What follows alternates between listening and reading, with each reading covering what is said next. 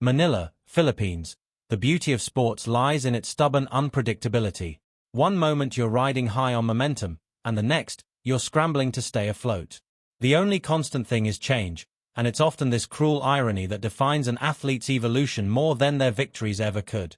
In individual sports, preparation is everything: discipline, motivation, confidence. You can step onto the court brimming with all three, with past performances fueling belief and the odds stacked in your favor. But sometimes, that still isn't enough.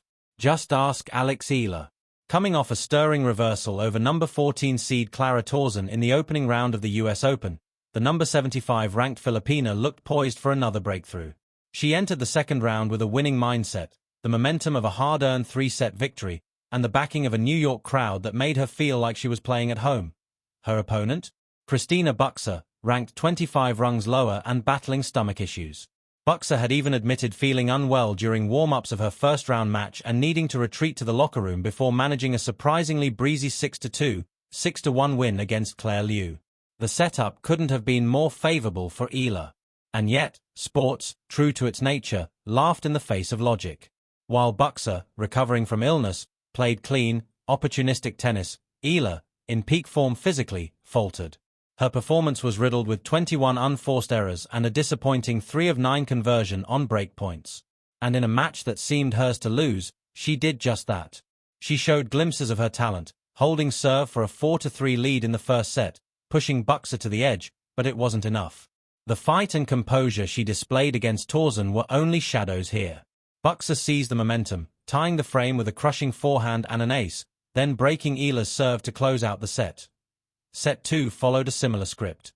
Eala's hitting errors mounted, and though she clawed back at times, she couldn't capitalize on Buxer's mistakes the way Buxer had capitalized on hers. The match slipped through her fingers, point by point, game by game, until there was nothing left to salvage. Disappointing? Absolutely. But disastrous? Not in the least. Because if there's anything we learn from sports, it's that failure is never the end. Often, it's the beginning of something more. As football legend Vince Lombardi once said, "It's not whether you get knocked down, it's whether you get up." This loss, as painful as it may be now, will be part of the blueprint for the champion Eala is becoming. At just 20 years old, Eala has already achieved what many only dream of, breaking into the main draw of a Grand Slam and earning her first major win. She's beaten players with more experience, more titles, and more name recognition. She's proven that she belongs on this stage. Losses like this one expose the gaps in her game, sure, but they also offer something more valuable: clarity. She'll look back at her missed breakpoints, the mental lapses, the moments where doubt crept in, and she'll address them, one by one. Because champions aren't made by the matches they win. They're forged in the ones they lose, then learn from. And Eala's story?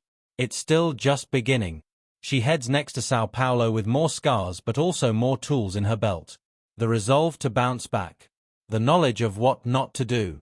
The hunger to prove this loss was merely a detour on a much longer, greater journey.